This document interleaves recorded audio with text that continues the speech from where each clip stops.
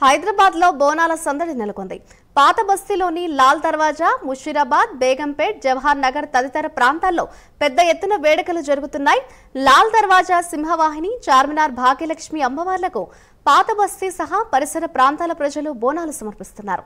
డప్పు చప్పుళ్లు, పోతురాజుల విన్యాసాలు, శివసత్తుల పూనకాలతో భాగ్యనగరం ఊగిపోతుంది. సమస్యాత్మక ప్రాంతాల్లో పోలీసులు పటిష్ట బందోబస్తు ఏర్పాటు చేశారు.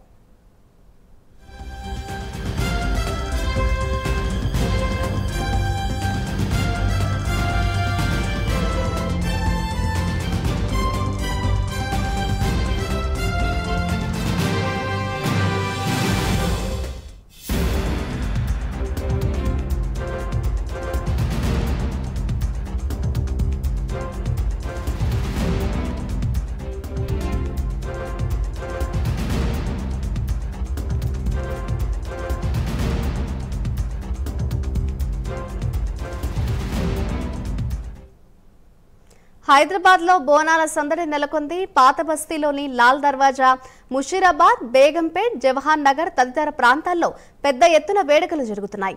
లాల్ దర్వాజా సింహవాహిని, చార్మినార్ భాగ్యలక్ష్మి అమ్మవార్లకు పాత బస్తీ సహా పరిసర ప్రాంతాల ప్రజలు బోనాలు సమర్పిస్తున్నారు. డప్పు చప్పుళ్లు, పోతురాజుల విన్యాసాలు, శివసత్తుల పూనకాలతో భాగ్యనగరం ఊగిపోతోంది.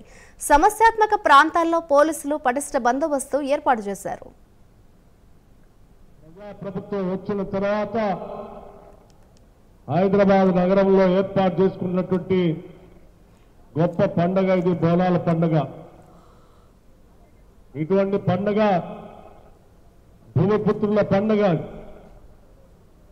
స్థానికంగా